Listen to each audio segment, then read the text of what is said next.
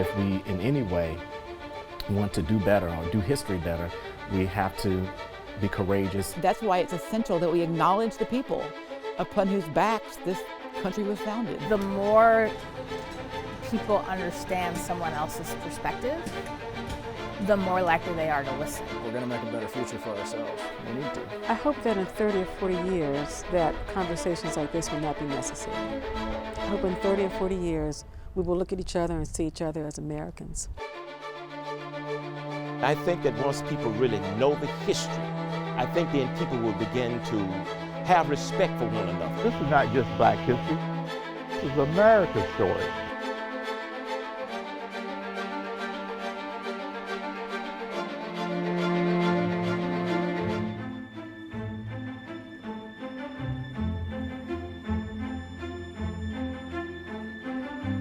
Built just after the American Revolutionary War, sits a building in Richmond that houses America's oldest democratic body.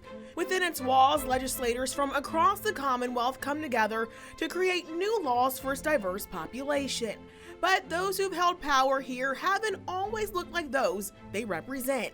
And a newer position is hoping to improve the inequities some of the laws passed in history that are negatively affecting some communities to this day. We have to dig a little deeper and figure out ways that Virginia used its laws to really perpetuate that inequity, which is the reason why it's not lost on me as we are just steps away from the Capitol, a Capitol that was built with slave labor and slave laborers, directed by our second governor of Virginia, that the 73rd governor of Virginia has asked me to help dismantle that. Dr. Janice Underwood grew up in Virginia and worked in education before taking up that role of helping to dismantle inequities among Virginians. This is work for humanity. This is about humanity. This isn't about partisan politics. This is about making sure that everyone has what they need to be successful. I was a former biology teacher at Hampton High School for the last 16 years and really understood meeting people where they are and giving people what they need, whether they had a disability or they spoke a different language. I had to make sure that every student had what they needed. Well, it's also our elected leaders and appointed leaders and our policymakers who need to make sure that all Virginians have what they need to not only just live, but thrive. But it's doable, and Underwood says their goal isn't to increase diversity, but preparing agencies across the state for inclusion. People kind of think, but I thought it was diversity, equity, and inclusion, and yes, it is, but how do we transform our thinking of an institution, of an organization, towards diversity principles, and how do we increase effectiveness in all we do, thinking about DE&I principles and ideals, and actually pair them to the mission of that organization. Because we want to drive not only diversity-led innovation, but productivity, innovation, and let me just also say psychological safety and increased culture, right, of an organization.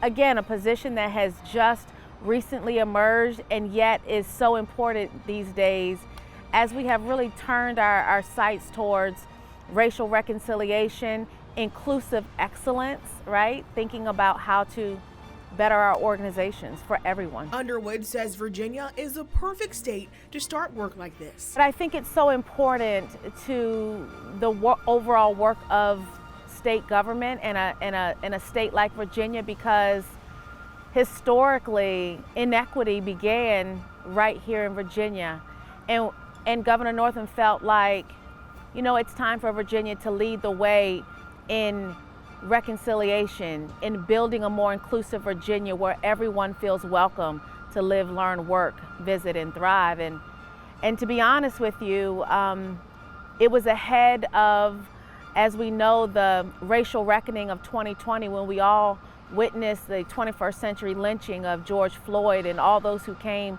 before him. And while the world was really thinking about George Floyd in 2020, Governor Northam was saying we had our own racial reckoning here in Virginia in 2019, and it's time that we do a lot of learning and listening and and now acting. Besides Underwood's appointment, former Governor Ralph Northam also increased the publicity around historical highway markers around the state. We stopped by the Department of Historic Resources, which is in charge of the program that's the oldest in the country. Director Julie Langan says they've received more funding over the last year through former Governor Northam's budget. And that's been critical because right now the state highway marker system is biased towards presidents, military topics, battles, things of that nature. It definitely does not reflect the diversity of our history, and we really want to correct that imbalance. So with the additional funding that we've received, we can initiate markers ourselves, and we can take on topics that we think deserve recognition. And that's in contrast to how the program generally operates, which is us reacting to someone who steps forward and offers to pay for a marker for a topic important to them. Now we're initiating topics that are important to everybody. So that's been really important for us. There's more than 2,500 historical markers along Virginia's roads. Langan says they're proud of being the oldest program. It started in 1927, but Langan says that diverse history hasn't always been represented. The program's been around since the 1920s. We are embarrassed by the fact that until we started correcting this imbalance, only about 13% of the markers in the system dealt with African American history. So when I say that at a marker unveiling, people gasp. I mean, you audibly can hear people go, but then I follow it up by saying, but in the last 4 years, 43% of all the new markers are African American related. So we really are being very deliberate in trying to initiate markers and correct that imbalance around the state. The state has also held multiple contests encouraging students to research history and submit new ideas for markers ranging from Black history to women's history and Asian history. It makes us more relevant. The public loves the highway marker program. What I didn't realize until the last couple of years is that teachers love the highway marker program, and they use them as teaching tools in the classroom. And they use the online resources about the markers in the classroom. But it's not just for students to learn more about the whole story of our state. I think it helps people as adults, it helps people make decisions. I mean, we're all faced with making decisions and trying to balance a variety of environmental values. Preservation is just one of those. But you have to understand a bit about history in order to do that. The Department of Historic Resources also has added a new position of an outreach coordinator. That person will go out into African American and Native communities to help document their stories. Along with the added position is also a grant program which is recruiting students at HBCUs to get involved with historical preservation. Langan says minorities are underrepresented in the field, and all of this was made possible through legislation sponsored by State Senator Jennifer McClellan. When I tell the story about how my great-grandfather had to take a literacy test and find 3 white people to vouch for him just to be able to vote, it helps people whose family never had a problem voting understand why I and members of the Legislative Black Caucus are so focused on expanding access to voting, and so you've got to tell those stories.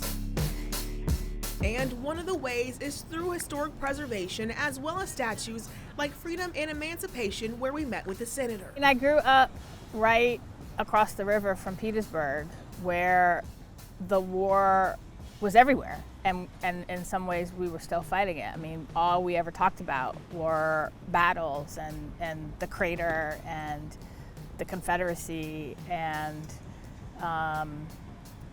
but not the complete story. So like I never heard about, the Massachusetts 54th until I saw the movie Glory. I never learned that there were Black men who served in the Virginia legislature during Reconstruction until I was involved with this commission, and we started, uncovering stories of Black legislators. McClellan serves as a chair of the Dr. Martin Luther King Memorial Commission for the state. They were behind getting the statue here at Browns Island and work in other ways to remember his legacy. McClellan says it's important to talk about the full story of history to understand why things are the way they are today. Reconstruction was where everything fell apart, frankly, as far as sort of racial reconciliation and healing and moving forward. It was during Reconstruction. It was a time of great prosperity and a growing coalition between the formerly enslaved community and the white community. And when the old power structure came back at the end of Reconstruction, it all fell apart. And it's important to know that, because it's an important part of the healing, and frankly the reconciliation and healing was delayed over a century because that history wasn't taught. A century of laws segregating the Black and white community through housing, education, and access to other resources such as healthcare and finances is what's led to Dr. Underwood's position today. Last spring, her office debuted 2 dashboards, Equity at Glance and Equity in Action. It was a culmination that highlighted social determinants that contribute to health equities such as poverty, unemployment, and broadband access, as well as food distribution. Legislators also passed a bill stating that racism is a public health crisis. COVID showed us that whenever there's a public health crisis, such as this COVID-19, we all rallied together because we saw that it was deadly. Well, guess what? Racism, far more deadly and destructive over the last 402 years than COVID ever has been. But what we do know is that you can't change what you don't measure, and you can't measure that which you won't acknowledge. Well, now that we've acknowledged racism, the larger public health crisis, what are we going to do about it? Dr. Underwood is no longer the Chief Diversity Officer for Virginia. Current Governor Glenn Youngkin appointed Angela Saylor to the position. But regardless of what administration comes through Richmond, Underwood says the position is here to stay. It's been codified into legislation requiring a governor to appoint someone. She hopes that the office, which had 4 employees, can expand and grow to help the growing issues in the Commonwealth, such as immigration and marijuana legalization.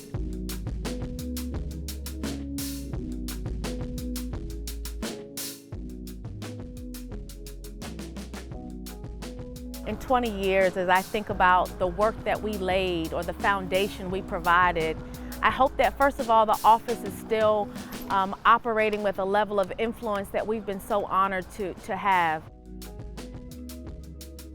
An honor that she knows others can also have too, whether you're a statewide official or just a member of your own community.